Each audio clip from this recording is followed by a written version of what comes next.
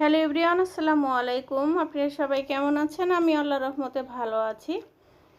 আজকে অনেক দিন পর একটি ব্লগ নিয়ে আসলাম। এটা হলো ঈদের দিনের ব্লগ। আর এবার আসলে আমি ঈদের দিন সকালে ব্লগ করিনি।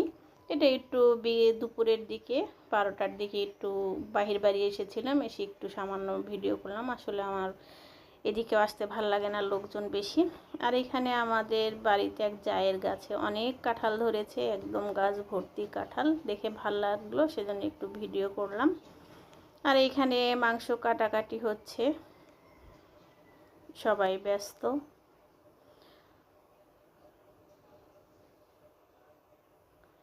এখানে প্রায় মাংস কাটা শেষ। এবার আমাদের একটু দেরি হয়েছে, আমাদের একটু লোকজন কম ছিল, যার কারণে আমাদের এবার একটু লাস্টে পড়েছে, তাতে কোনো সমস্যা নেই। আর এখানে সবাই মাংস দিয়ে গেছে। এগুলি সবার এলাকার যে অসহায় মানুষ আছে তাদের জন্য এগুলি সব দিয়ে যাচ্ছে। পরবর্তীতে বিকেলের দিকে ভাগ করে সবাইকে দিবে।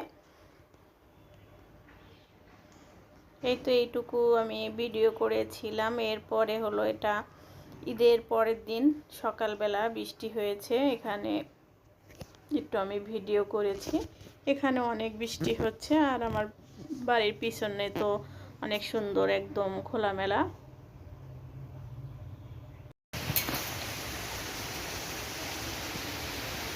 এই ছবিটা আমার দিকে, এটা আমার দিকে।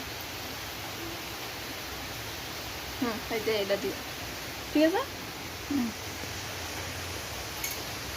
বৃষ্টি হয়ে যাচ্ছে, দিয়ে একটা ভিডিও করব। এখানে আমি একটু আপনাদের বৃষ্টির সাউন্ড শোনানোর জন্য এখানে আমি সাউন্ডটা অফ করিনি। বৃষ্টির সাউন্ডটা এনজয় করতে থাকুন। এরপরে ঘোরাঘুরি করে এসে বাসায় চলে আসলাম, যেহেতু বাচ্চাদের স্কুল খুলেছে, সেই ক্ষেত্রে বাসায় চলে এসেছি। আর এটা এক জায়গায় ঘুরতে গিয়েছিলাম, সেইখানকার একটুখানি সামান্য ভিডিও ধারণ করেছি।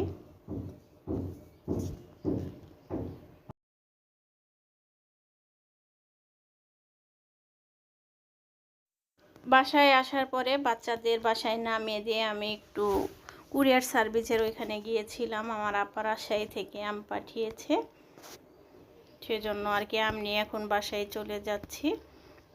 বাসায় আসার পরে এখানে আমার ছেলে আমগুলো বের করে নিচ্ছে। দেখা যায় যে আসলে ভিতরে আমগুলো মনে করেছিলাম পেকে গেছে, না পাকেনি, আমগুলো কাঁচাই ছিল, ভালো ছিল, কোনো আম নষ্ট হয়নি।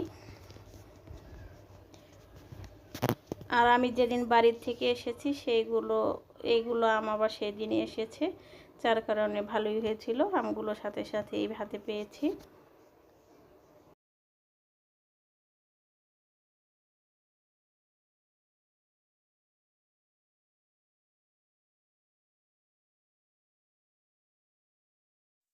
আর আমগুলোর ভিতরে অনেক গরম, এই জন্য ছেলেকে বলছি ঢেলে রাখো, বাতাসে ঠান্ডা হলে এরপরে পরে আবার উঠিয়ে রাখলেই হবে। কারণ দেখা যায় যে বক্সের ভিতরে থাকলে আম কিন্তু সবগুলো একসাথে পেকে গেলে পরবর্তীতে খেতে গেলে ঝামেলা হয়ে যায়। আর আস্তে আস্তে পাকলেই কিন্তু আমগুলো খেতে ভালো লাগে। আর বেশি পাকা আম কিন্তু খেতে আসলে ভালো লাগে না, এই জন্য আমি আমগুলো ফ্যানের নিচে রেখে দিচ্ছি।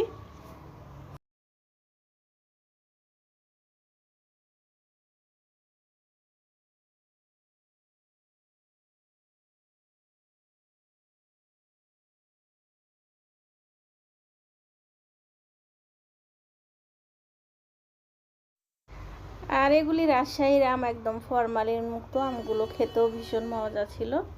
যাই হোক, এখনও আম খাচ্ছি। আর আমগুলো আমি আসলে ফ্যানের নিচেই রেখে দিয়েছি, ফ্রিজে রাখিনি, কারণ আস্তে আস্তে পাকবে, আস্তে আস্তে আমরা খাবো। আর বিশেষ করে বেশি একটা সমস্যা, আমার মেয়ে আম কাঁঠাল এগুলি কোনো কিছুই খেতে চায় না, ছেলে মাশাআল্লাহ খেতে পারে।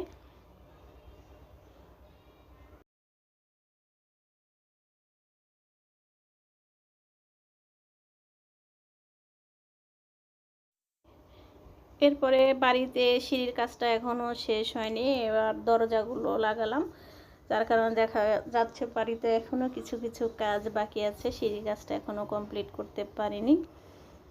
আর যেহেতু নতুন বাড়ি করেছি, ফার্নিচারও নেই, আস্তে আস্তে সব করব।